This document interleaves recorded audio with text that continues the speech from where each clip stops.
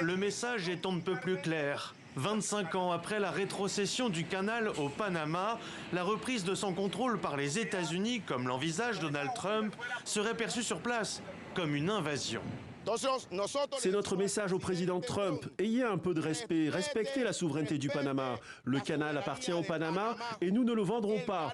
Il continuera d'être un canal panaméen au service du monde, y compris des États-Unis, mais c'est la propriété du Panama et des Panaméens. Construite par les Américains, inaugurée en 1914 et rétrocédée fin 1999, cette voie navigable reliant l'Atlantique au Pacifique est depuis contrôlée par une entité publique panaméenne autonome. De chaque côté, à ces deux entrées, les ports de Balboa et Cristobal sont, eux, exploités sous concession par une entreprise basée à Hong Kong. Voilà qui déplaît fortement au nouveau président américain, à l'offensive dans la guerre commerciale déclarée à la Chine depuis son premier mandat déjà.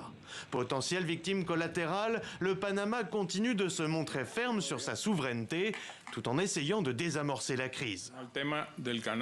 En ce qui concerne le canal, c'est impossible. Je ne peux pas négocier. Et encore moins ouvrir un processus de négociation sur le canal. C'est scellé. Le canal appartient au Panama. Nous pouvons toutefois trouver de nombreux accords sur des sujets de préoccupation communs, comme je l'ai déjà mentionné. L'immigration, le trafic de drogue, le blanchiment d'argent, le crime organisé et l'augmentation croissante des exportations de drogue passant par nos eaux en direction des États-Unis. La pression de Donald Trump vise en creux à obtenir des prix de péage moins élevés pour les navires américains et à assurer ses arrières en cas de conflit commercial aggravé avec Pékin. Le nouveau secrétaire d'État américain Marco Rubio, qui doit entamer sa tournée en Amérique centrale par le Panama ce samedi, a récemment estimé que les ports du canal gérés par les Chinois pourraient être utilisés comme un goulot d'étranglement.